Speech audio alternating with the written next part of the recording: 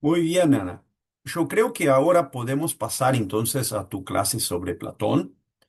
Am, Podríamos tener por el tiempo de, no sé, Ana, si para ti 30 minutos se queda bien. Entonces podemos desarrollar las ideas partiendo de lo que tú has preparado y después volvemos un poco para hacer conexiones con Aristóteles y así seguimos. Y después dejamos para las intervenciones. Yo le he visto que hay mucha gente con las manos arriba, pero ahora sería muy difícil porque ahí perderíamos tiempo de clase. Entonces voy a pedir para dejarnos para el final. ¿Tranquilo? Muy bien. Ana, la palabra es tuya. Sí, 30 minutos está perfecto. Bueno, muchas gracias por el espacio y feliz de poder brindar el apoyo en la clase, ¿no? Y presentar la ponencia. Voy a compartir pantalla porque tengo unas diapositivas. Bueno, o sea, asumo que todo el mundo conoce aquí a Platón, ¿no? Que es un filósofo muy hegemónico en la tradición occidental.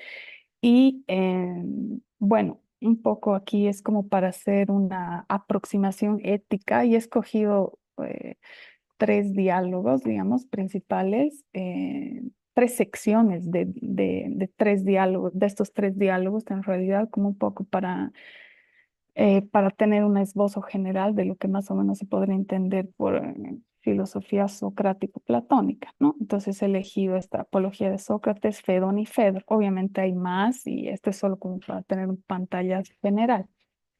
Entonces, un poco para contextualizar los tres diálogos, ¿no? Apología de Sócrates versa sobre la, la acusación que se le hace a Sócrates, ¿no? Que es el maestro de Platón, que Platón lo frecuentó desde que él tenía 18 hasta que tenía 28, ¿no? 10 años. Entonces, a Sócrates lo están acusando de corromper a la juventud y hacer falso culto a los dioses, ¿no? O sea, ser como infiel, digamos, a los dioses, ¿no? Entonces, en este diálogo lo que está haciendo prácticamente, lo que está mostrando Platón a través del personaje Sócrates, que es un maestro, ¿no? Es mostrar cómo él se está defendiendo ante el tribunal ateniense que lo acusa. Y bueno, el Fedón es, digamos, cronológicamente posterior a esto, ¿no? En el Fedón ya le han dado la sentencia a Sócrates y él está esperando, porque lo condenan a muerte, entonces en este diálogo está esperando prácticamente que le den la cicuta, ¿no? O sea, está esperando su ejecución. Y en esas sus últimas horas está con sus discípulos y están charlando acerca del alma, la inmortalidad, la muerte, su relación con el cuerpo, ¿no?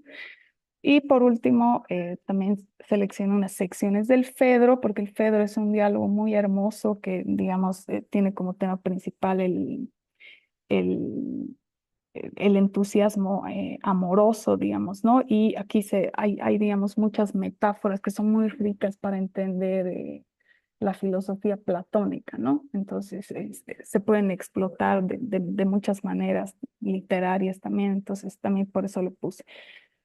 Entonces, vamos a empezar con el Fedón. Pasar a la siguiente diapositiva. Sí. Bueno, aquí les puse dos citas, 62 AB y 64 DE, em, porque, bueno, en el Fedón, bueno, que ya les dije un poco el contexto, ¿no? Que son los últimos minutos, digamos, de Sócrates, del maestro de Platón, ¿no? Pero aquí, digamos, he puesto en negrilla ciertas cosas, ¿no? Entonces, como están charlando están charlando del alma y su relación con el cuerpo, ¿no?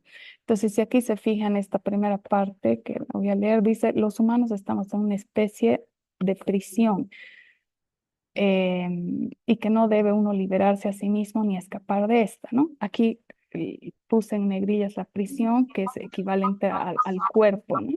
Entonces, el cuerpo aquí es definido como una prisión en el sentido de que estorba, ¿no? Al alma, estorba, digamos, la posibilidad que nosotros tenemos de llevar una vida más contemplativa, intelectiva, ¿no? O sea, dificulta el acceso a la verdad, digamos, ¿no? A la sabiduría, que es lo que el filósofo quiere.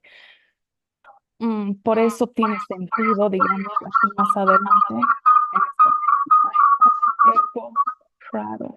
Voy a silenciar. Alguien está con un eco extraño. Bueno, ya se cayó. Pero bueno, estaba en el tema de que sí, entonces por eso en el Fedón aquí se pone mucho digamos, sobre la mesa esta dualidad, ¿no? Entre cuerpo y alma, que más que dualidad es como una contraposición que es muy patente siempre en Platón, ¿no?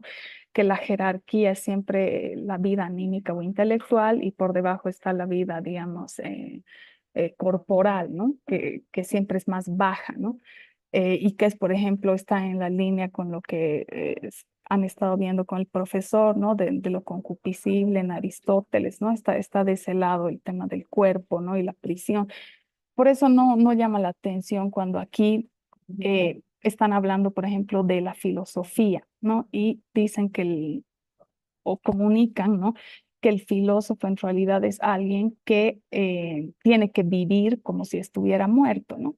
Esto a simple vista parece súper contradictorio y parece como si se estuviera haciendo una consideración filosófica del suicidio, porque la filosofía sería una preparación para la muerte, pero en realidad no va por ahí, ¿no? O sea, cuando habla de que los que se dedican a la filosofía, los que desean la sabiduría, ¿no?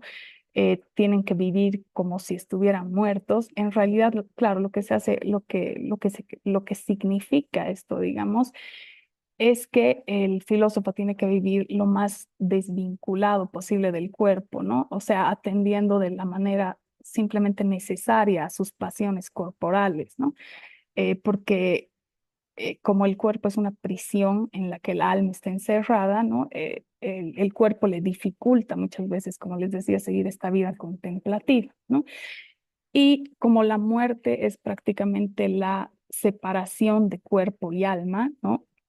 Separación en la que el alma sobrevive al cuerpo y por eso el alma tiene un componente divino en cuanto es inmortal, ¿no? Y ese componente es muy fuerte.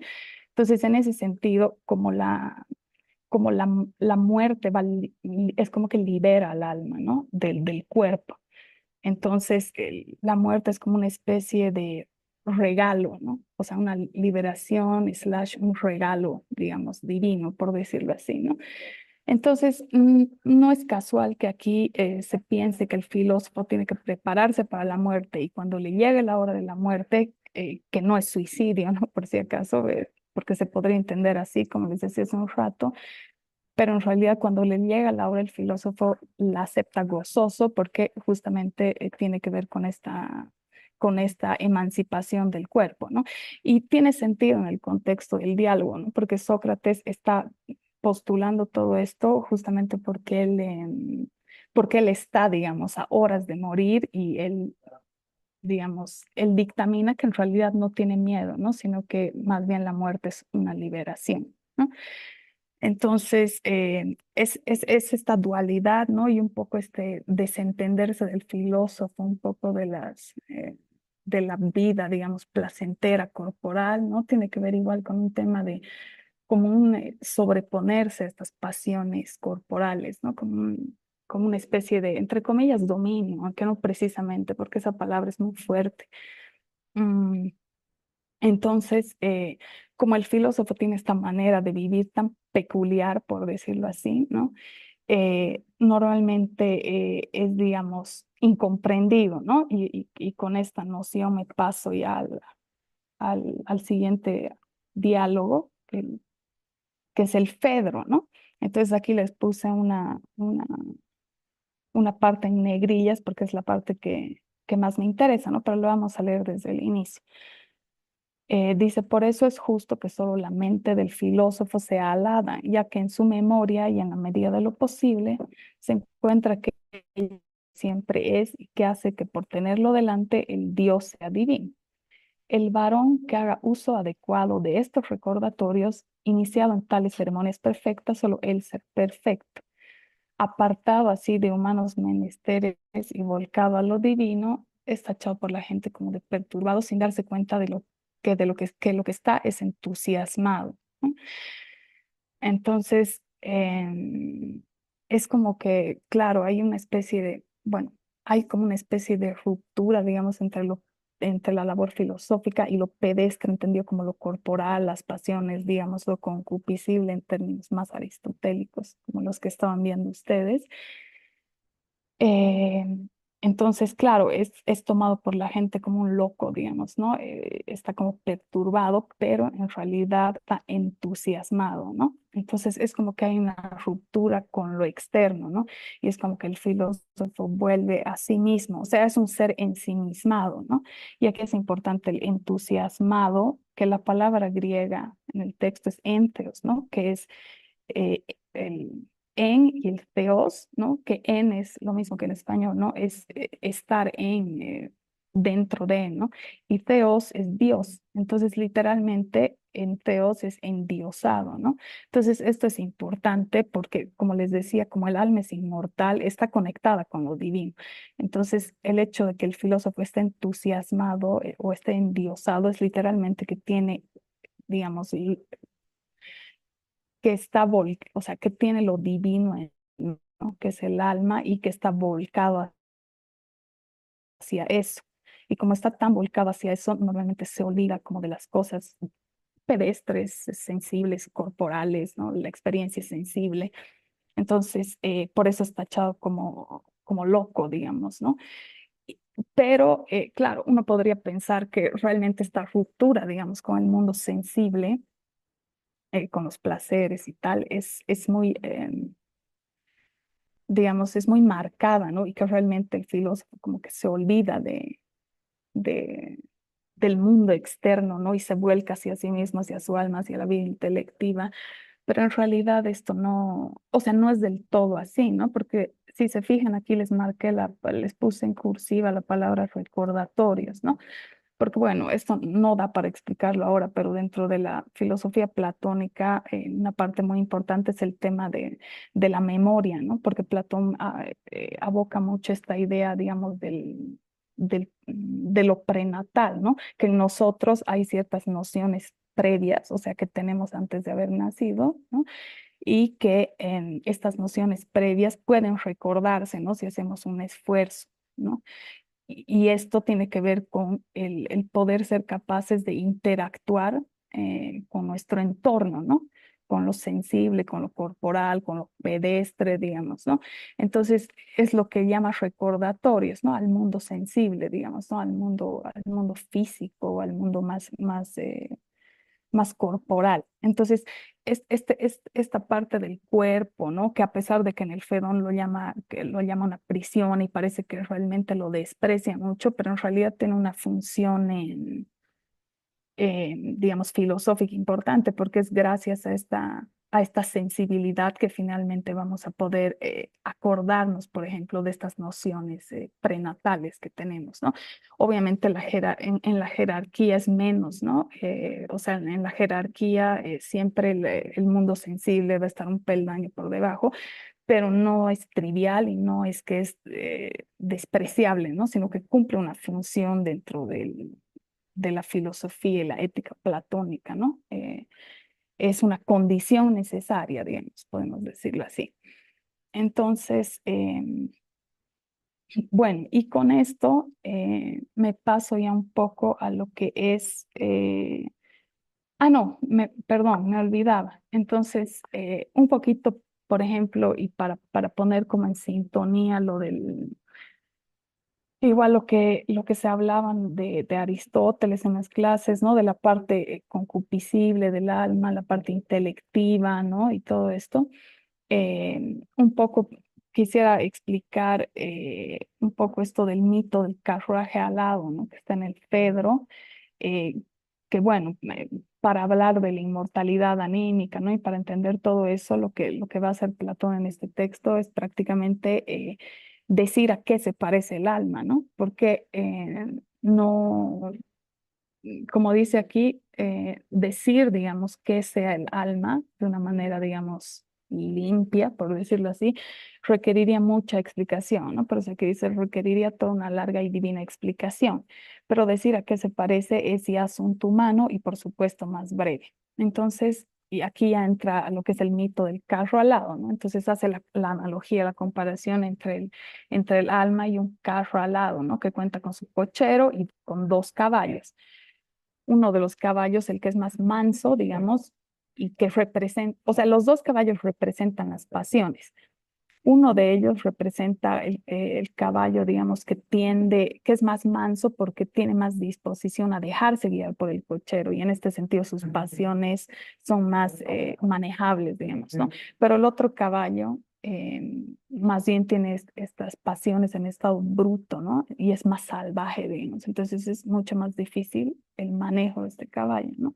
Entonces, digamos, el cochero representa la parte intelectiva, que es el- la parte que guía, digamos, a las pasiones, y bueno, los caballos, como les decía, representan las pasiones, ¿no? El negro y el blanco. El negro es lo concupiscible, el estado más bruto, digamos, y el blanco es el irascible, ¿no? El que tiende más a escuchar al cochero, por decirlo así, ¿no? Entonces, a eso se parece el alma, digamos, ¿no? Entonces, eso igual se va a explotar más en la República, ¿no?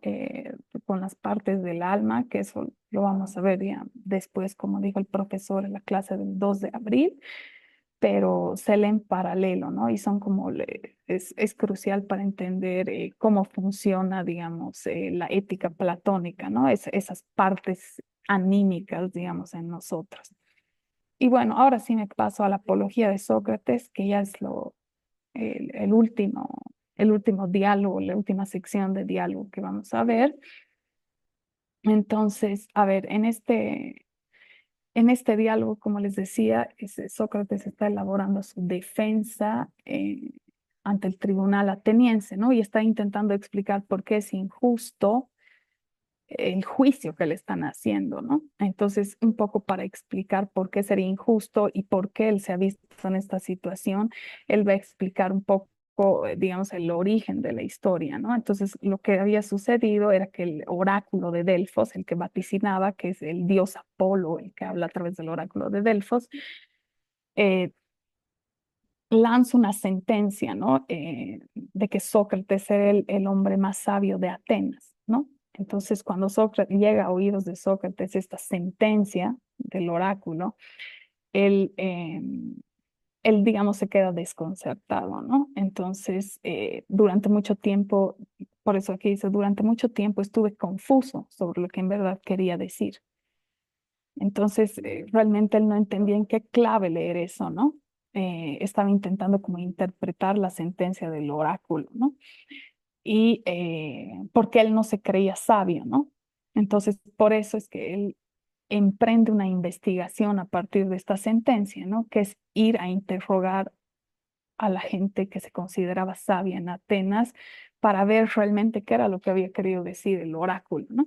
Entonces aquí ya le dice, ¿no? Me dirigí a uno de los que parecían ser sabios, en la idea de que si en alguna parte era posible, allí refutaría el vaticinio y demostraría el oráculo. Este es más sabio que yo y tú decías que lo era yo. Ahora bien, al examinar a este, pues no necesito citarlo por su nombre, era un político, aquel con el que estuve indagando y dialogando. Experimenté lo siguiente, atenienses.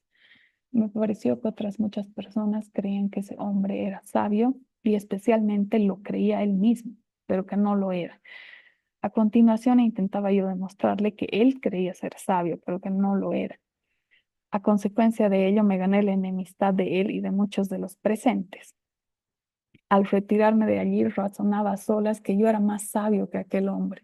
Es probable que ni uno ni otro sepamos nada que tenga valor, pero este hombre cree saber algo y no lo sabe. En cambio yo, así como en efecto no sé, tampoco creo saber.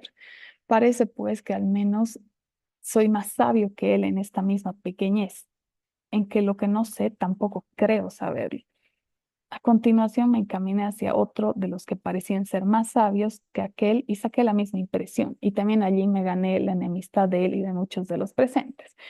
Entonces, claro, Sócrates, digamos, hacía como un poco, digamos, quedar en ridículo a ciertas personas o demostrarles que en realidad no eran sabios o no eran tan sabios, ¿no? Entonces, obviamente se granjeó el odio y la enemistad de muchos atenienses y a partir de ahí se empezaron a urdir ciertas intrigas y bueno, eventualmente terminó en este juicio, ¿no? Pero lo que importa aquí es que, bueno, de manera, digamos, muy canónica, a veces se piensa después de leer este diálogo que en realidad, digamos, la filosofía, o sea, se piensa que lo que Sócrates estaría o sea, Platón a través del personaje de Sócrates estaría postulando en este diálogo es prácticamente una especie de filosofar desde el no saber, ¿no? Entonces, no es que Sócrates realmente no sabe, o sea, no es que él cree realmente que filosofa desde la ignorancia, o sea, no es que se cree un ignorante, no sé, que no sabe nada, sino que él, él dice, bueno, debo saber algo, ¿no? Pero, y aquí es donde se separa de los otros, ¿no? A pesar de que él pueda saber ciertas cosas, pueda tener ciertos conocimientos, ¿no? Él sabe, él reconoce que él puede tener, digamos, muchos conocimientos, pero sabe, digamos, que no, que estos conocimientos siempre van a ser insuficientes en relación con la otra sabiduría. ¿Y cuál es esta otra sabiduría? Es la sabiduría divina, ¿no? Que siempre va a estar por encima de nosotros. Entonces, este reconocimiento, este pequeño acto hace que él, digamos, sea más sabio que esos otros personajes que no tienen esta especie de contraste, ¿no? O sea, que no creen que su sabiduría es pequeña comparada con la otra sabiduría divina, ¿no? O sea, no visualizan esta brecha. Esto es lo que Sócrates llama la humana sabiduría, ¿no? Que es una sabiduría que sabe de sus límites. Entonces, esta constancia de los límites nos da dos pautas principales, ¿no? Que digamos, entre comillas, el verdadero sabio es aquel que es capaz de efectuar un reconocimiento interior, ¿no? Es decir, no se trata, digamos, de una adquisición de conocimientos, o sea, no se trata de adquirir conocimientos e interiorizarlos, ¿no? Y ya, ¿no? Sino que se trata más bien de un reconocimiento interior. Entonces, es este reconocimiento interior el que marca la diferencia, ¿no? Entonces, no tiene que ver con una, o sea, ser sabio no tiene que ver con una acumulación de conocimientos y en este sentido no tiene que ver con ningún tipo de destreza técnica, ¿no? Sino es un reconocimiento interior que tiene que ver con la humildad y esto es profundamente ético, ¿no? Y me interesaba terminar con este texto que es la Apología de Sócrates, justamente porque enfatiza este tema de un poco, o sea, pone sobre la mesa esta como disputa que hay a lo largo de la filosofía platónica en general entre la interioridad y la exterioridad, ¿no? La interioridad representando lo anímico, ¿no? Digamos, lo divino, ¿no? Lo que tenemos de divino nosotros, que es el intelecto, el alma, ¿no? Versus lo exterior, que no es que sea malo, pero es de otro orden, digamos, ¿no? Entonces, la, la ética socrático-platónica tiene que ver con o sea, es mucha alusión al mundo interior, ¿no? A la vida interior, anímica, intelectual, mental, digamos, de los individuos, ¿no? O sea, prioriza eso por sobre, digamos, las cosas externas, donde figura la técnica, por ejemplo, ¿no? Cómo pintar un cuadro, digamos, ¿no? O cosas por el estilo, ¿no? Cosas que puedes adquirir, pero que vienen de una exterioridad. Eso se ve, por ejemplo, en el Fedón también, ¿no? Que lo puse al inicio. Que el filósofo un poco vive como si estuviera muerto, ¿no? Porque se en sí misma, se repliega en sí mismo para eventualmente llegar o sea, buscar dentro de él cierto conocimiento, ¿no? Y lo mismo pasa en el Fedro, es un poco como que se olvida de las cosas de la vida, digamos, de las cosas corporales, de las cosas más sensibles, digamos, sensoriales y como que está con la mente colocada en otro lado, ¿no? Está volcado hacia lo divino, por eso dice, ¿no? Entonces está como un poco desentendido, ¿no? Con la cabeza en el cielo, tal vez podría pensarse, ¿no? Así en términos muy simples. Eh, entonces, era esto, digamos, lo que me intentaba, me interesaba, perdón, resaltar, ¿no? Es esa preeminencia de la interioridad dentro de la filosofía platónica, ¿no? Que van a ser que es la base, digamos, para entender lo que se va a ir desarrollando como ética platónica, que tiene que ver sobre también con lo que después, por ejemplo, en el banquete eh, Platón va a tratar justamente de sacar de uno el conocimiento, ¿no? Porque en ti ya, o sea, todo el conocimiento está de alguna manera en ti, ¿no? En esta tu facultad intelectiva. Entonces, solo hace falta sacarlo, ¿no? Y para eso Sócrates elabora el método mayéutico, ¿no? Que es a través de preguntas sacar el conocimiento de uno, ¿no? Y esto lo equipara como con el estar embarazado, ¿no? Y con la labor de la partera, ¿no? Y bueno, eso, más detalles en el texto. Pero bueno, eso es lo que les podría más o menos decir digamos, de lo que podríamos llamar una ética platónica, así en términos muy generales.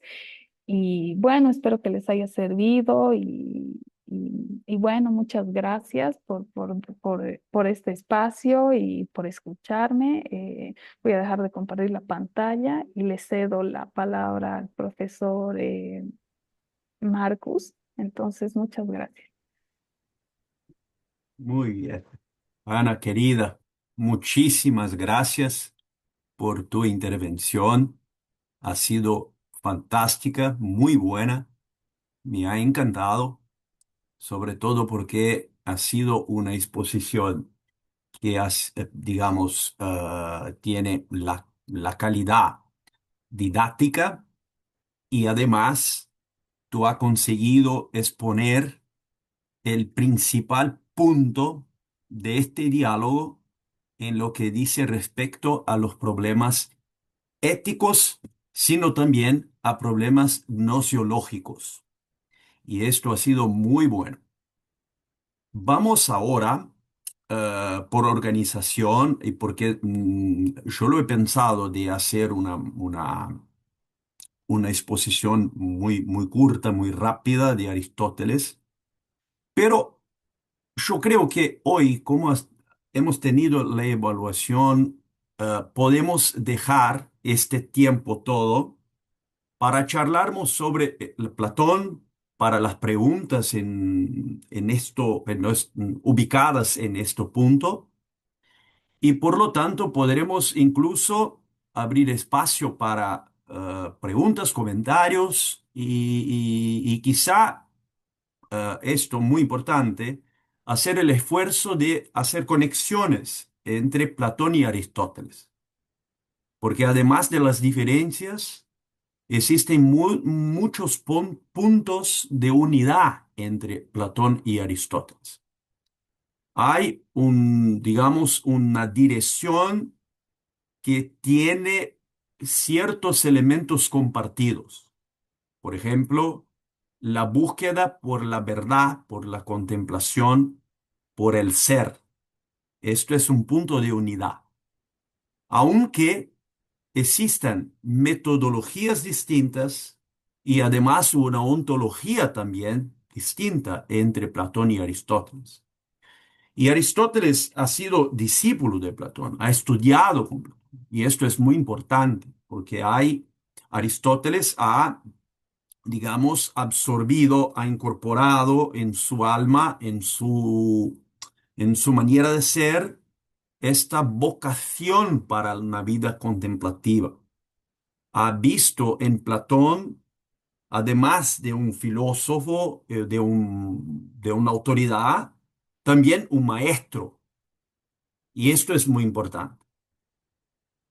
Muy bien. Vamos entonces a pasar la palabra ahora a Lía y después a Eduardo. Lía, por favor. Buenas noches. Una pregunta cortita para Ana. En el libro de Fedón, en el último párrafo de la lectura, aparece algo para mí un poco chistoso porque las últimas palabras de Sócrates básicamente fueron, anda a pagarle el gallo a quien le debemos. Más allá de ser algo anecdótico, es como, bueno, pareciera una ruptura simbólica ¿Por qué? Porque en el libro habla sobre cuestiones tan complejas y trascendentes y que las últimas palabras sean básicamente pagar la deuda del gallo. No sé si esto es una ironía socrática o una ironía en general o cómo se debería lecturar a partir de lo que Sócrates es. Eso, gracias. Sí, o sea, sí, le dice, le debemos dos gallos a Asclepio, ¿no? Es el dios Asclepio, sí. Eh, bueno, sí, lo que pasa es que Sócrates maneja mucho la ironía, ¿no? Entonces, esto sí, claro, se puede leer como como un recurso de esta ironía socrática, ¿no? Que siempre, o sea, como que intenta despistar en realidad a su interlocutor, ¿no? Eso es lo que te podría decir, pero hay mucha, digamos, o sea, se ha escrito mucho igual sobre este tema, ¿no? Y la verdad no conozco a detalle la discusión, pero sé que hay digamos, lecturas muy, ¿cómo se diría? Como muy, que van más allá, ¿no? De esta afirmación, que intentan comprender estas últimas palabras de que le deben estos dos gallos a Asclepio, pero eso es lo que te podría responder. Em, Bueno, no sé si le doy la Quizá, palabra después no sé quién está. yo creo que es Eduardo, Ana. Eduardo Gómez, Ah, por favor. Eh, Buenas noches.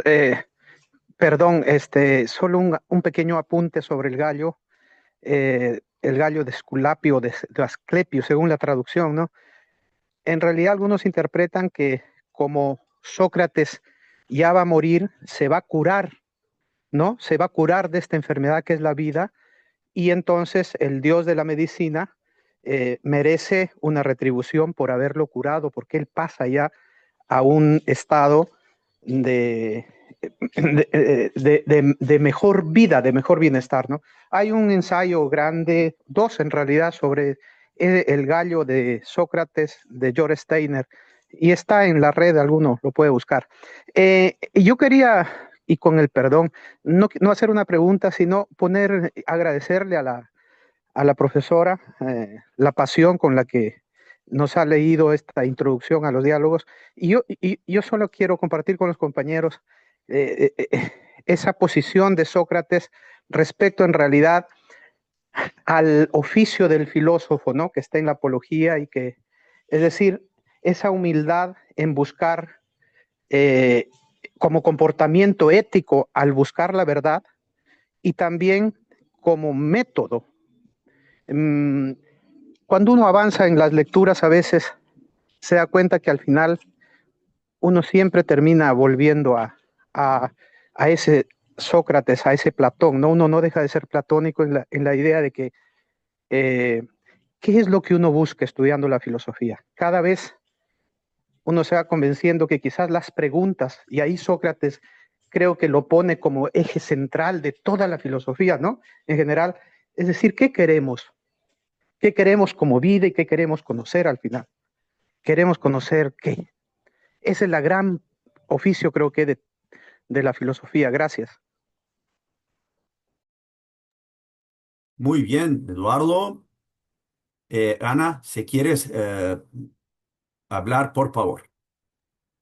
sí, gracias por el comentario y por la sugerencia de lectura sobre sobre lo que mencionaba la compañera anteriormente. Em, y claro, claro, más que un hacerse preguntas, ¿no? Es claro, el poder sacar de uno ciertas nociones, ¿no? Que tú tienes, pero sabes que tú tienes, pero no sabes que tienes en realidad. Por eso en el Menón, por ejemplo, dice, incluso en el que no sabe, o sea, hay opiniones verdaderas acerca de eso que, que no sabe, ¿no? O no cree saber. Entonces, siempre digamos, como una chance para ampliar digamos, tus posibilidades de conocimiento, ¿no? O para aprender nuevas cosas, ¿no? Eso, gracias. Perfecto. Pe- Yo creo que Matías Arroyo, Matías está por después. favor. Buenas noches, Marcus, Ana, Gonzalo. Es un placer para mí poder saludar a todos los que están presentes en sala. ¿Se me escucha bien? Perfecto. Muy bien. La pregunta va dirigida hacia Marcus. Agradezco, Ana, por habernos introducido el tema de la apología de Sócrates. Marcus, de acuerdo a tus conocimientos, me interesa hacerte esta pregunta.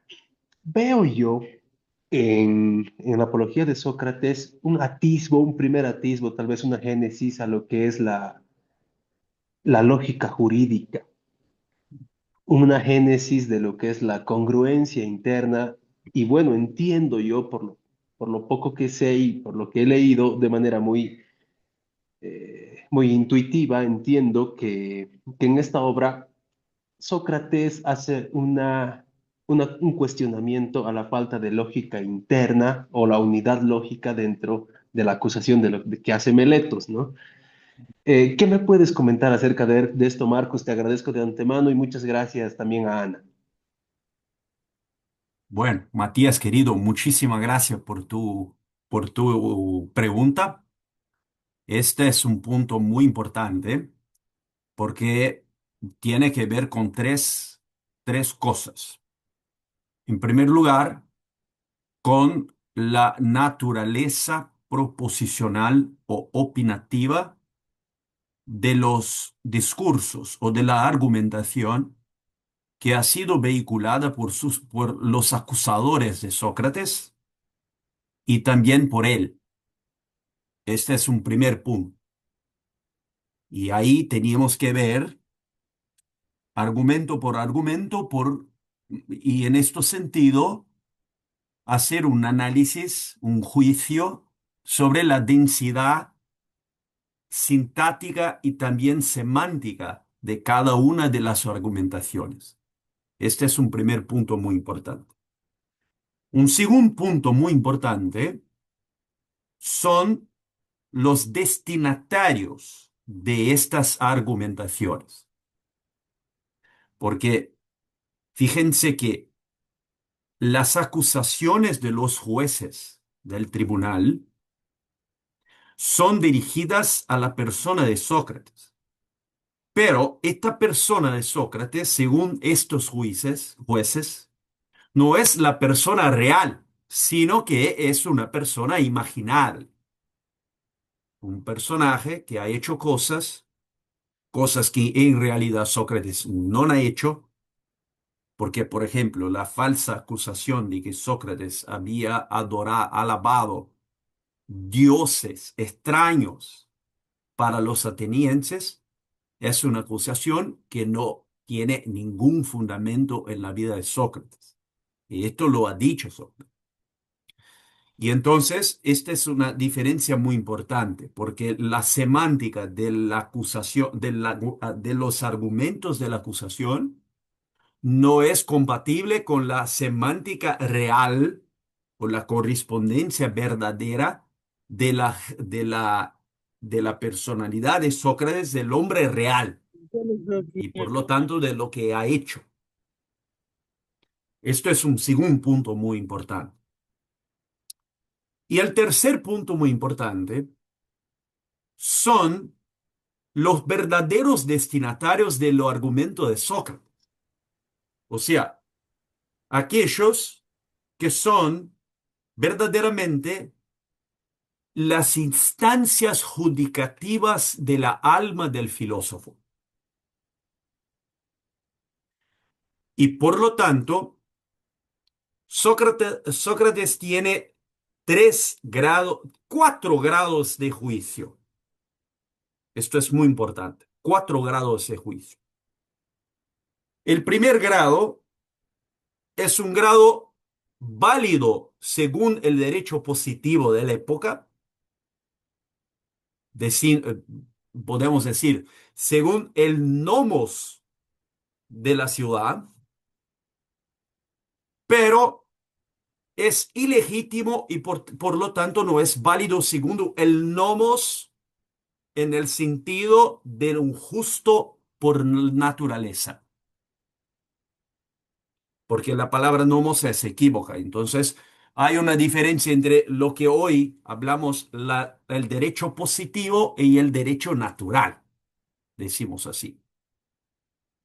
Y entonces el Tribunal de Atenas de los jueces es una instancia válida según el derecho positivo, pero inválida y ilegítima según el justo por naturaleza, porque la acusación es contra una persona que en realidad no existe, un Sócrates que no es verdadero, es sino una imagen distorcida, un bode, un chivo expiatorio o una, digamos, ¿cómo se dice en español? Espantallo, un no sé cómo, es lo mismo tal Espantapájaro, vez. una pantalla. Una Espantapájaro. Hombre de Espantapájaro. paja, hombre de espantapájaro. paja.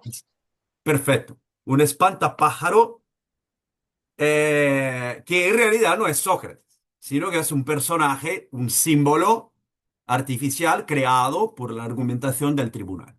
Y entonces esta instancia, esta primera instancia, es una instancia inválida e ilegítima según el derecho natural o según el justo por naturaleza, para decirlo con los griegos, y válido según el derecho positivo o según las instituciones sociales y políticas de la época.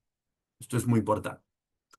Pero la argumentación de Sócrates empieza por dirigirse a este tribunal para desmascararlo, no desmascararlo porque les ataca, sino que para defender el verdadero Sócrates contra la falsa imagen de un Sócrates que no existe.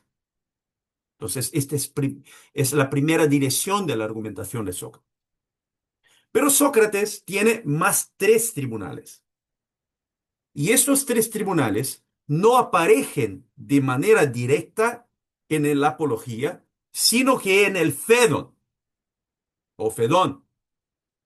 Y ahí están estas otras tres instancias judicativas o jurisdiccionales. La primera instancia jurisdiccional de Sócrates es su conciencia.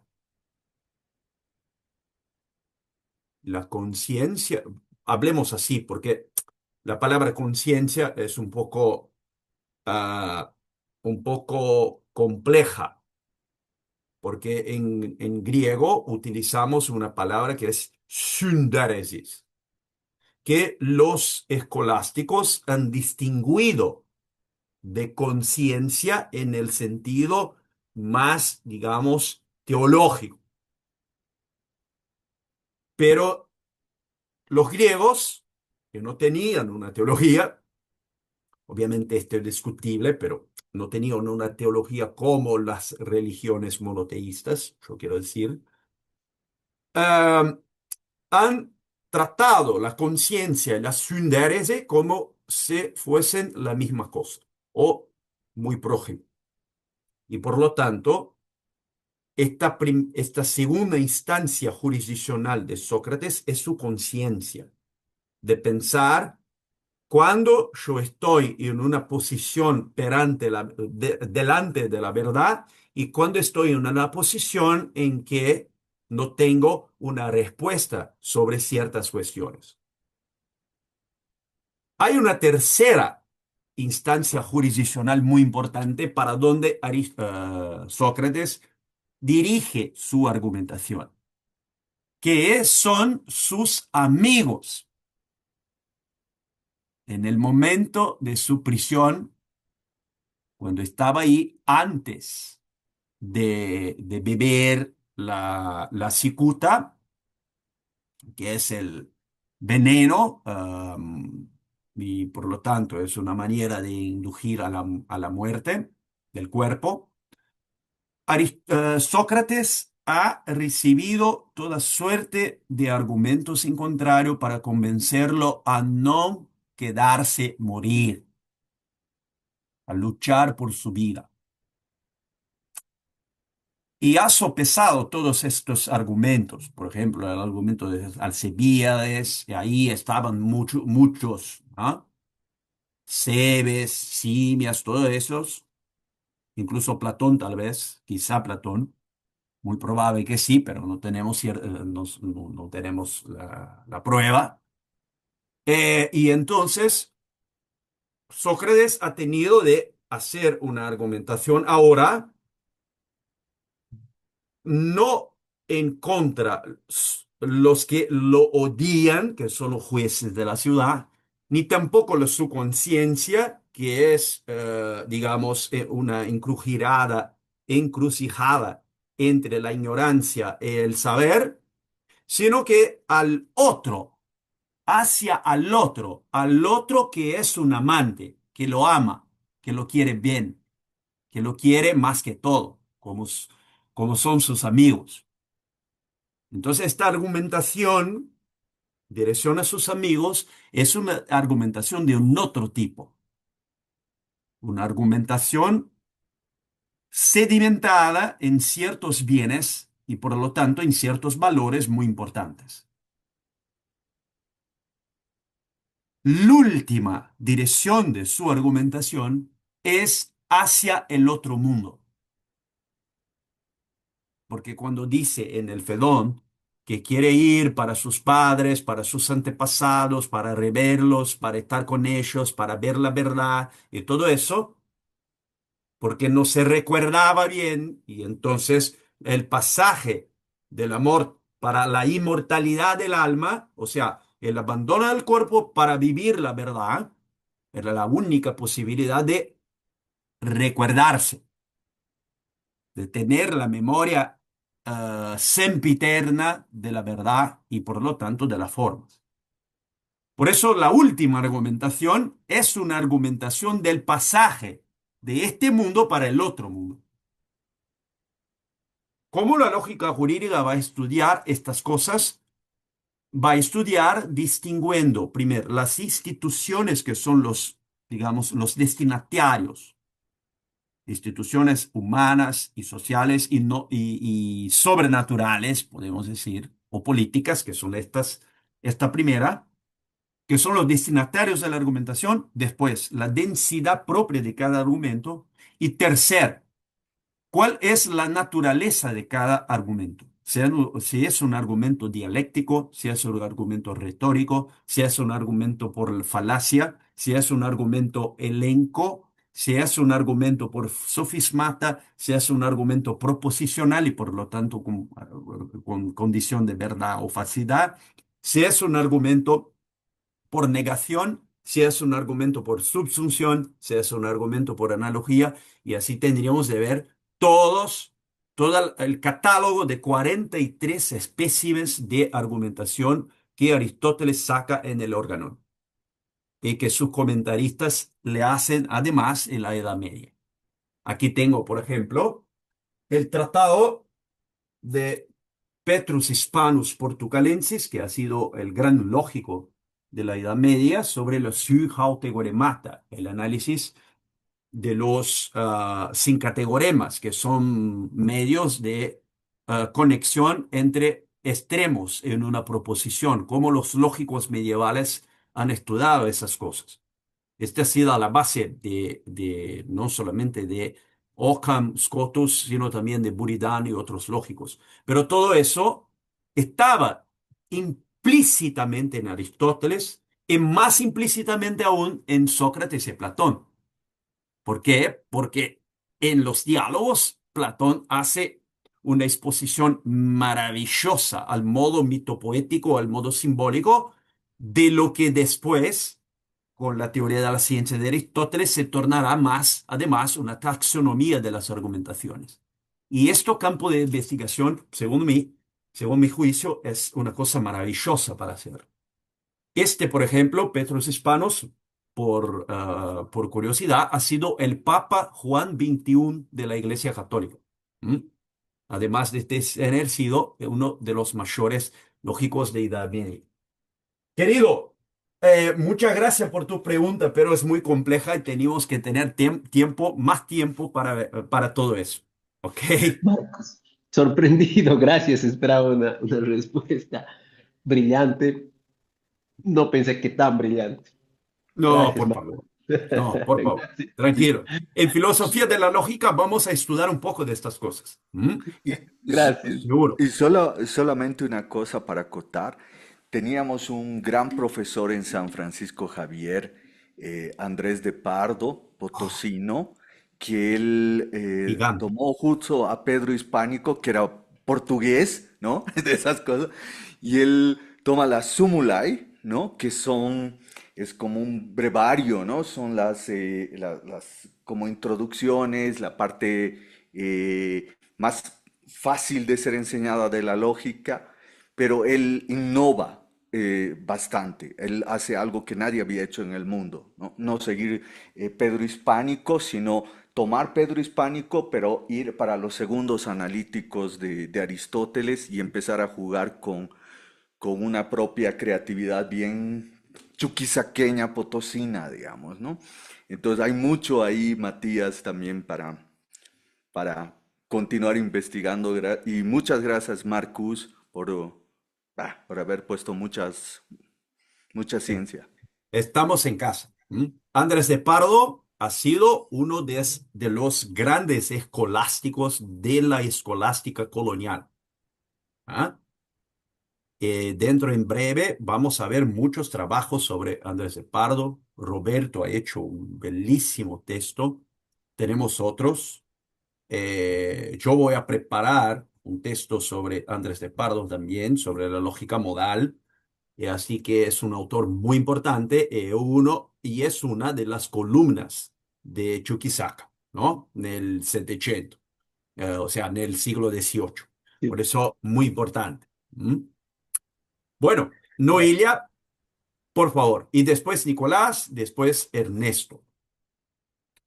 Bueno, muchísimas gracias, profesor.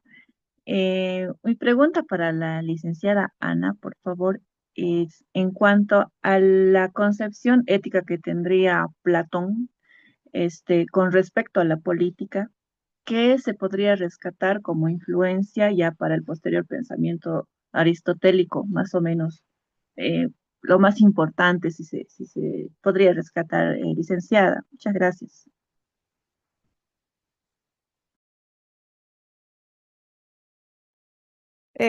O sea, ¿cuáles son los alcances de la ética platónica en la política? Esa es como la pregunta. ¿Qué influencia se podría tomar? Se podría decir que Aristóteles ha tomado el pensamiento, mejor dicho, de la concepción ética que tenía con respecto a la política. Am, ya, bueno, a ver, o sea, de Aristóteles, sinceramente, no tengo mucha nota, no podría responder si es, digamos, respecto a Aristóteles, pero digamos, digamos, desde Platón, digamos, que es lo que hemos estado viendo, em, qué alcance tuvo, o sea, qué alcance ha tenido la ética dentro de, digamos, de lo político. Por ejemplo, en la República hay una cierta estructuración, digamos, por ejemplo, en lo que tiene que ver con cómo él ordena el estado ideal, ¿no? La república ideal, digamos, es a través justamente de la estructura anímica interna, ¿no? Que son las partes anímicas, que son tres, ¿no? La intelectiva, la concupiscible y la irascible, ¿no? Entonces, digamos, el mundo interior del individuo es un reflejo de cómo se va a ordenar la sociedad ideal de Platón, ¿no? Entonces como una correlación, una congruencia entre el mundo individual, digamos, y el mundo político. Esa, digamos, sería la conexión más patente que podría ser, ¿no? Entonces, así como el individuo tiene que manejar, ¿no? sus afecciones anímicas, digamos, su integridad anímica, del mismo modo se maneja la polis, digamos, ¿no? La república, ¿no?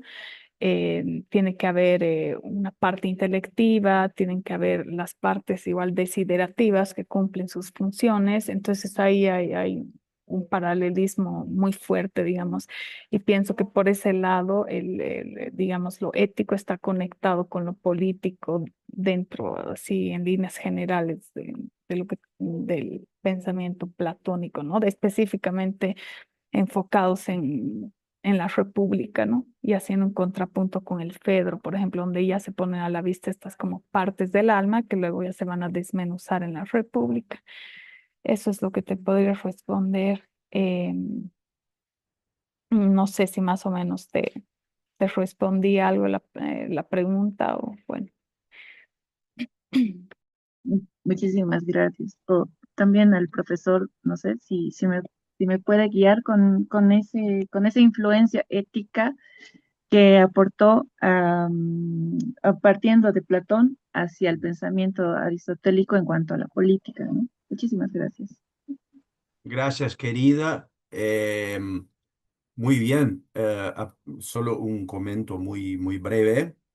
Es que en Aristóteles la política e- es la forma del orden y entonces las instituciones de la ciudad, de la polis, constituyen la causa formal del orden y por lo tanto, en un modo distinto de Platón, porque en Platón hay una diferencia entre la polis ideal y la polis real, y por lo tanto esta diferencia es muy importante porque tiene que ver con la diferencia entre dos mundos, dos niveles.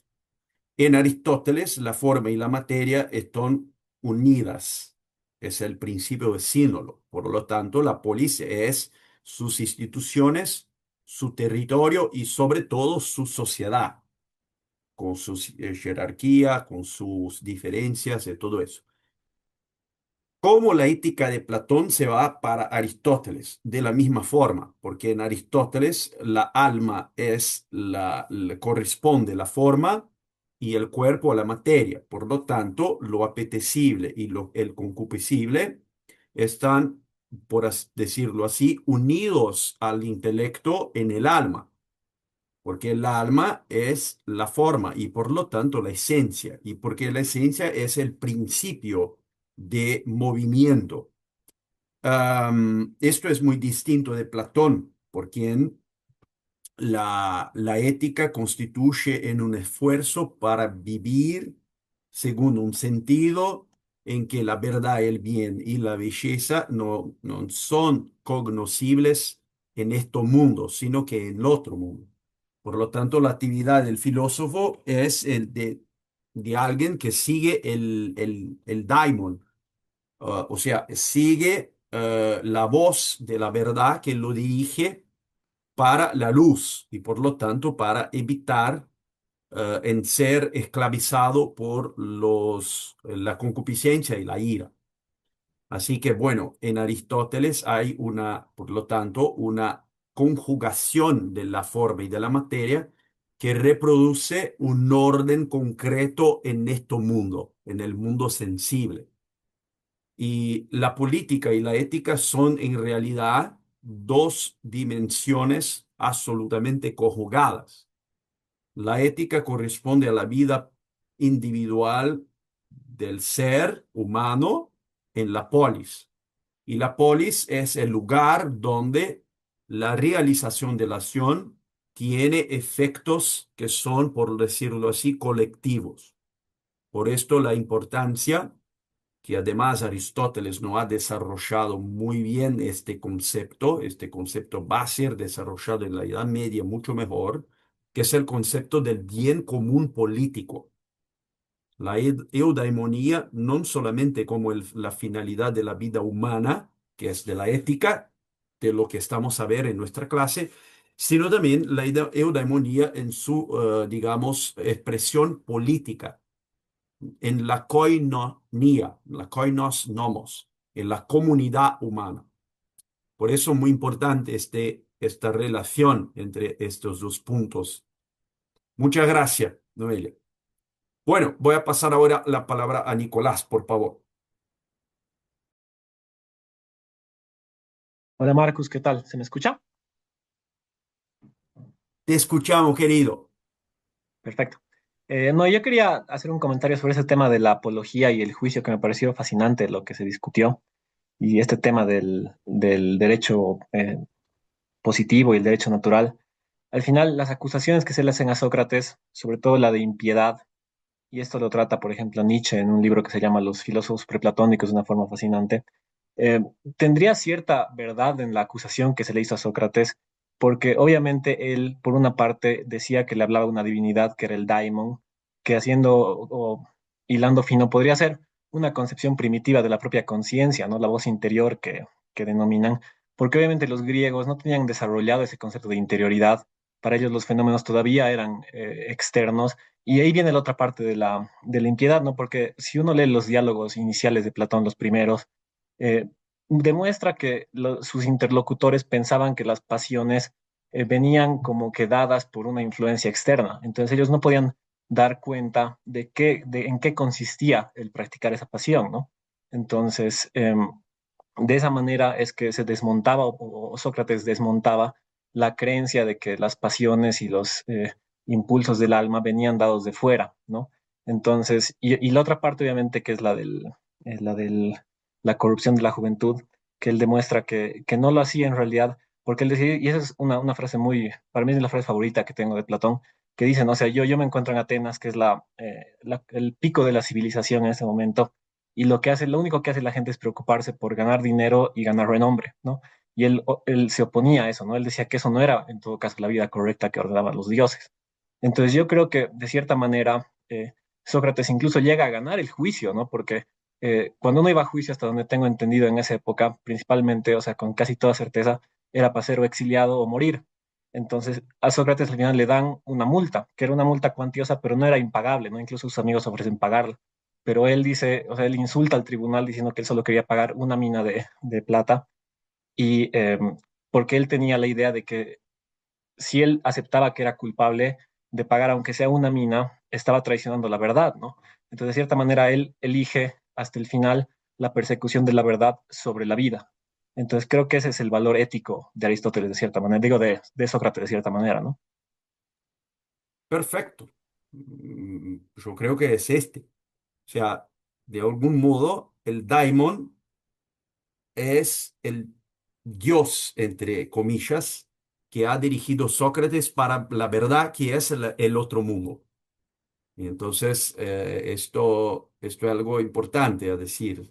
O sea, por muchas veces parece que Sócrates está dialogando con sí mismo en el sentido de reconocer alguna verdad en la acusación de los jueces de la ciudad, porque les da la posibilidad de que su palabra, su argumentación, pueda, digamos, penetrar su inteligencia y de algún modo provocarlo a pensar sobre si la realidad, en realidad, él realmente estaba en suma, aceptar dioses que no eran conocidos. Y esto aparece en algunos momentos en los diálogos.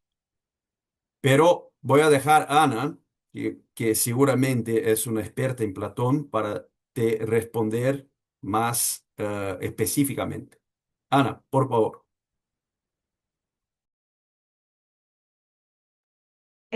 Sí, bueno, creo que no ha sido propiamente una pregunta como tal, ¿no? Pero claro, mencionó el estudiante el tema, por ejemplo, del daimon, ¿no? Este tema del daimon, que también lo traducen como duende, ¿no? O como lo demoníaco. Esto, por ejemplo, aparece en el banquete, ¿no? Esta idea del daimon, que es prácticamente la de ser un intermediario, ¿no? O sea, el daimon es un intermediario entre las cosas divinas y las cosas de los humanos, ¿no? Entonces, este lugar, por ejemplo, tipo de intermediario que tiene también la acepción de daimon es, por ejemplo, una característica del filósofo, ¿no? Por ejemplo, según se pone en el banquete. Porque el filósofo no es ni humano ni divino, ¿no? Sino que está entre ambos extremos, ¿no? Entonces, pero bueno, esta idea del daimon es justamente esto de mediador, ¿no? Y por ejemplo, en la República, en el mito de Ers, porque habla de la reencarnación, ¿no? A cada alma que va a encarnarse nuevamente se le asigna un guardián del destino. Ese es el daimon, el guardián del destino. Entonces, es el que se encarga de que el destino que has elegido sea irrevocable, ¿no? O sea, no puedes escapar a tu destino, ¿no? Es, por ejemplo, algo muy de la tradición griega, ¿no? El tema de no poder escapar al destino, que es lo que le pasa a Edipo, ¿no? A pesar de que intenta hacerlo, eventualmente igual termina con el destino que le había sido asignado y que le vaticina el oráculo, ¿no?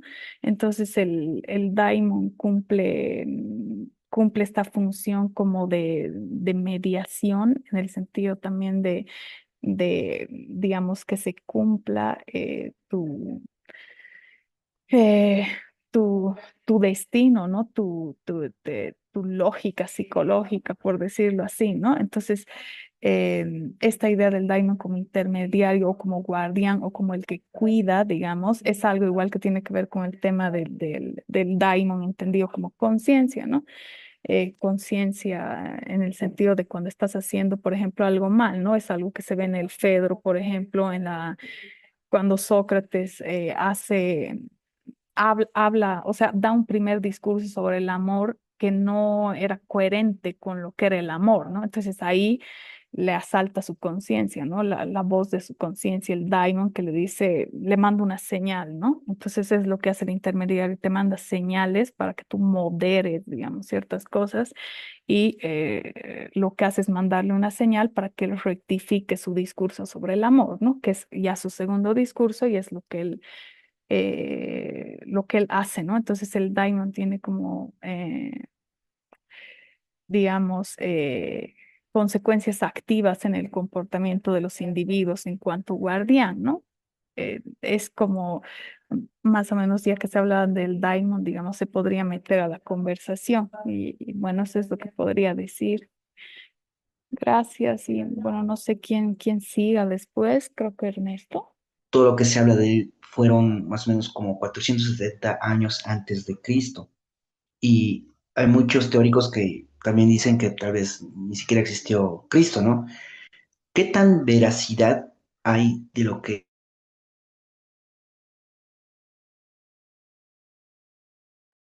Ernesto, se está cortando, no te escuchamos. Ha cortado casi todo. Bueno, hacemos así, pasamos la palabra a Oscar y después cuando Ernesto pueda hablar, volvemos. Oscar, por favor. Buenas noches, doctores, compañeros, compañeras, buenas noches.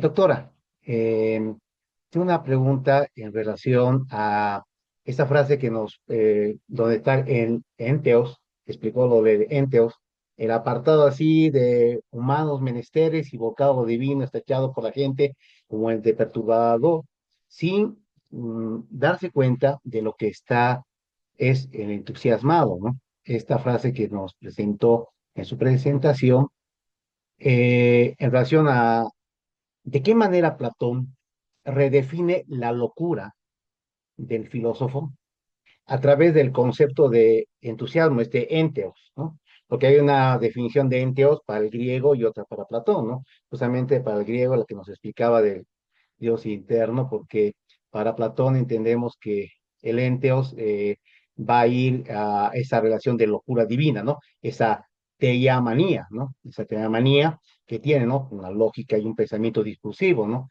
Que es el límite del enteos, ¿no? Por tal motivo, estableciendo la pregunta, eh, ¿y por qué el resto de la sociedad, ajena a lo divino, es incapaz de distinguir esa elevación espiritual de una simple perturbación mental, ¿no? Sí, eso sería, doctora. Sí, gracias por la pregunta.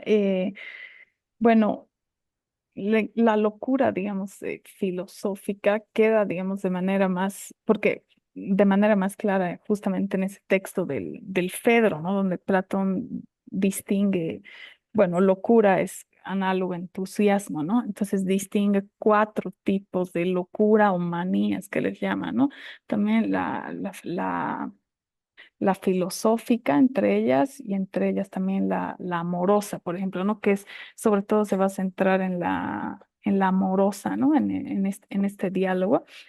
Pero, digamos, la definición de lo que es el entusiasmo, que es el estar endiosado y que también, digamos, Platón lo vincula en otro diálogo que se llama El León a la locura poética, ¿no? Tiene que ver con una lógica justamente que es distinta de la humana porque no, digamos, estar entusiasmado no es estar bajo la influencia, por ejemplo, de una técnica, ¿no?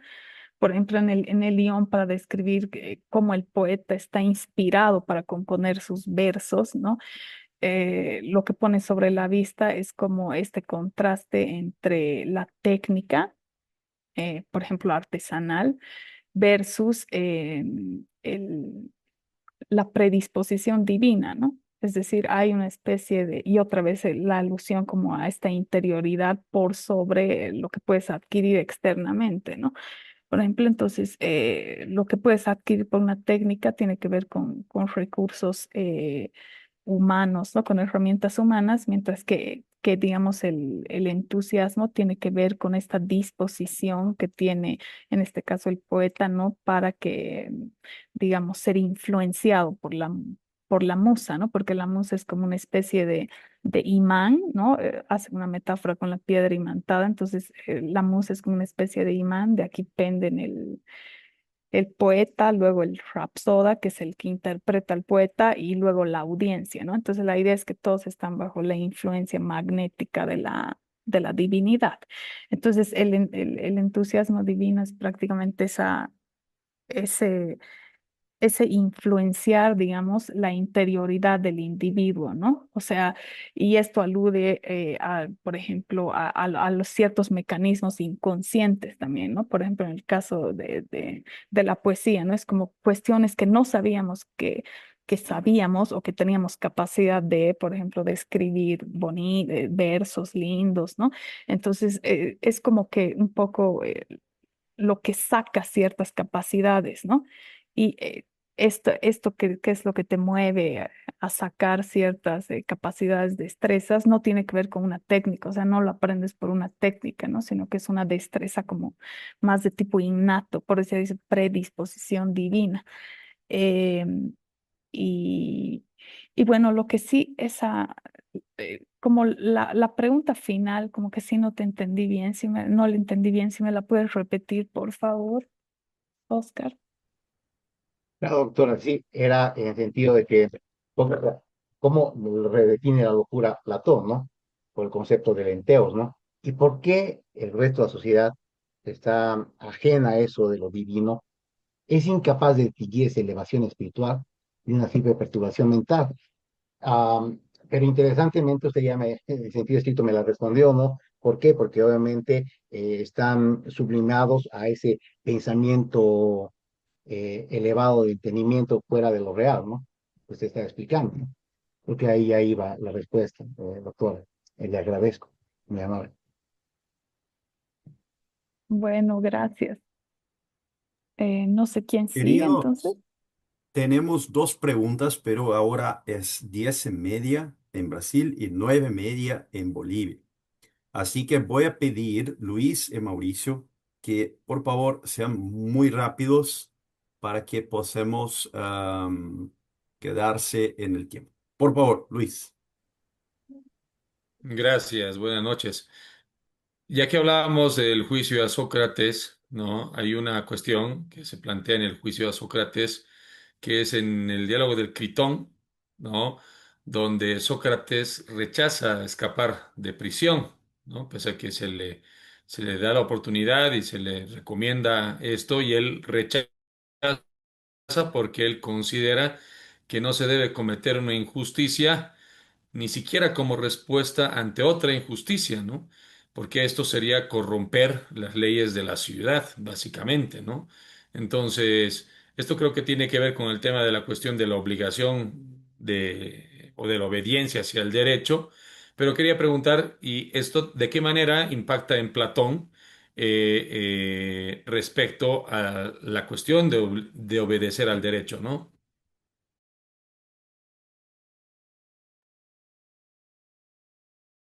Ana, por favor. No sé si quieres responder o si podremos oír Mauricio y entonces te puedas hacer una respuesta en general. ¿Qué te parece? Sí, está bien, pero pensaba que la pregunta la dirigía usted porque es sobre derecho. Yo sinceramente no tengo idea sobre derecho. Entonces, No, tranquilo. No, muy rápido, Luis. Sí, este es muy importante. Hay digamos, un debate de entre algunos comentaristas de este punto sobre si es necesario volver la injusticia con justicia o volver a la injusticia con el silencio, lo que es otra cosa. Paul Friedlander, por ejemplo, ha puntuado cuando estaba a comentar este punto. Y por lo tanto, la obligación jurídica es, digamos, sustentada en la idea de un vínculo entre la virtud de la justicia y su objeto, que es el derecho, porque el derecho es el objeto de la justicia. Y por lo tanto, entre el hábito y la cosa, que es el derecho, es necesario calificar las relaciones entre los hábitos y las cosas. Y una de estas calificaciones de un tipo de relación es justamente la obligación. Pero hay otros tipos de relación que ahí se ponen. Por ejemplo, relaciones voluntarias, relaciones en que el deber no es exactamente una obligación, sino que es un deber de conciencia o un deber de autoridad, por ejemplo, el deber de los padres con los hijos y así por delante. Hay muchas discusiones en este campo. Sí, la actitud de Sócrates en relación a no hacer nada para no volver con una injusticia, un acto injusto, está sostenida también en un otro pasaje en que él, Sócrates, ha dicho que es mejor sufrir la injusticia de lo que practicarla. Y esto es la base de la conservación del orden y por lo tanto del justo político, porque el justo político depende de este tipo de reacción a un acto injusto, ¿no? Bueno, hay mucho a ser descubierto en estos campos, pero esto es un punto de partida, digamos, para que podamos refletir este problema. Muchas gracias, Luis. Excelente, gracias, Marcos. Gracias, querido. Voy a pasar la palabra a Mauricio y entonces cerramos. Mauricio, por favor. Muchas gracias. Buenas noches, Ana. Buenas Muy noches. buena tu exposición. Eh, me, me, me aclaró, o sea, varias dudas que tenía respecto, por ejemplo, es como que el inicio también de la moral, me parece a mí, y así como que vamos construyendo nuestra ética, nuestra moral, y la vamos, por ejemplo, poniendo en reglas y demás. Justo estaba leyendo el libro de Habermas, no sé si lo leyeron, Verdad y Justificación. Una parte estaba leyendo, eh, y en la parte 6 de Corrección Normativa versus Verdad, el sentido de la validez deontológica de los juicios y normas morales. Y ahí nos da, he visto como que un resumen de todo lo que hemos hablado, a lo que te has referido Ana, Marcus, eh, de, por ejemplo, Marcus hablaba que tendríamos, como que pasamos a la filosofía lingüística a través de ciertos mecanismos de corrección y de incorrecto, lo incorrecto, de justo, injusto. Y también, como decía Sana y te preguntaba, no me acuerdo quién te ha preguntado, sobre la locura como una enfermedad y demás. Creo que también, y habla que Habermas, que pasamos a la psicología, por ejemplo. Y no sé si es así, tal vez por el camino en el que estamos yendo, no sé, Marcus, Ana, gracias. Sí, o sea, esto de la locura como enfermedad dentro de un terreno más psicológico, ¿no? Es como lo que te entendí, sobre todo al final, pero digamos, es esta idea de claro, la locura como una, más que como una enfermedad, claro, un poco como lo que enloquece, digamos, al individuo, tiene que ver con un tema de que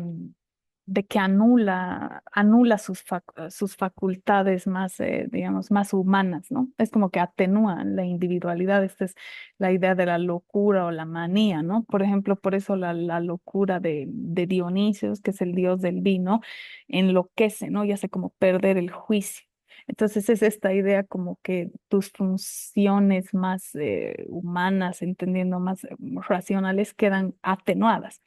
No es que te vuelves un opa, digamos, pero sí esto queda como atenuado, es como que, digamos, tu individualidad se pone un poco entre paréntesis, ¿no? Por eso es como tomado como una enfermedad y por eso se dice que son maniáticos, ¿no? Y por ejemplo, los filósofos románticos, por ejemplo, Schlegel, Schleiermacher, hablaban mucho de este entusiasmo de la aniquilación, ¿no? O sea, que el artista tiene que aniquilar su yo, digamos, para poder crear. Entonces, tiene que crear en un lecho de muerte, ¿no? O sea, esto no sé, probablemente no, o sea, yo no lo leo como que sea tan radical, digamos, en sede platónica, digamos, pero sí hay un aletargamiento como de la conciencia del individuo. Entonces, por eso igual hace rato cuando le respondí a Oscar, mencionaba este tema de que hay, digamos, la locura, que es un don divino, digamos, destapa mucho estos mecanismos inconscientes, ¿no? Digamos, del humano, ¿no? Entonces juega mucho con eso, pero es como un poner entre paréntesis el yo, ¿no? Al menos momentáneamente durante el tiempo que dure la inspiración, por ejemplo, ¿no? En ese sentido, sí, digamos, se conectaría con lo que, bueno, con sede, digamos, más psicológica, por decirlo así, y con un poco lo que decías de que es una especie de enfermedad, ¿no? Porque te altera la conciencia. O sea, el entusiasmo, cualquier tipo de entusiasmo te altera la conciencia, ¿no? O sea, sales de ese estado normativo, digamos. Entonces, bueno, creo que eso es lo que te podría responder. Sí, gracias, Ana. O sea, tal vez mi pregunta, resumiéndolo, es para hacerlo más claro. Entonces, de todo lo que me has hablado, la filosofía tendría, esa es mi pregunta, si tendría que estudiar la filosofía o la psicología, porque pareciera que es estudio de otra área, ¿no? De otra disciplina. Eso. Gracias.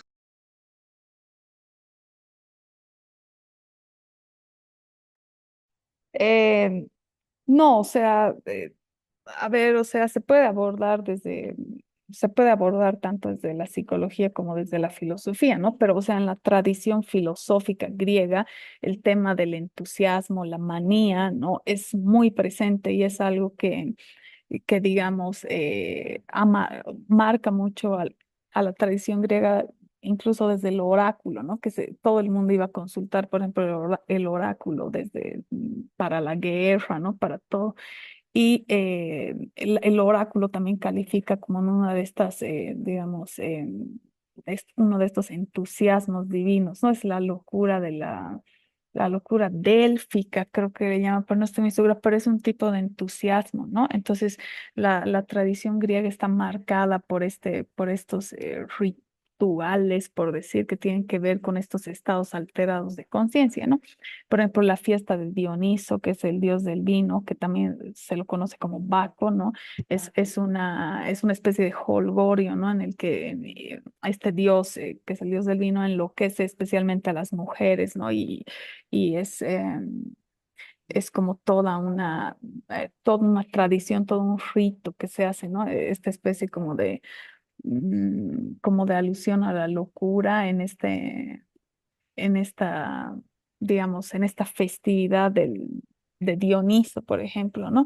Entonces se puede abordar desde las dos, o sea, desde las dos, bueno, desde las dos ciencias que mencionaste, digamos, desde lo psicológico, desde lo filosófico, no es que, no es que una cosa se circunscriba, o sea, no es que el entusiasmo se circunscriba únicamente a una rama, ¿no? Se puede abordar desde cualquiera de las dos.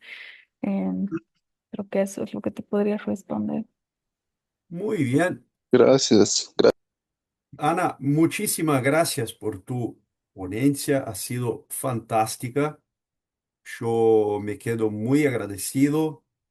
Creo que ha sido una noche muy buena, muy provechosa para todos nosotros. Bueno, así que volvemos en lunes. Lunes, en realidad tenemos más 7 o 6 clases, no recuerdo bien, pero estamos, si no, en la mitad, estamos casi en la mitad o algo así. Así que, bueno, lunes volvemos. Muchísimas gracias. Les deseo un excelente final de semana. Volvemos en la próxima semana. Un abrazo fuerte. Hasta luego.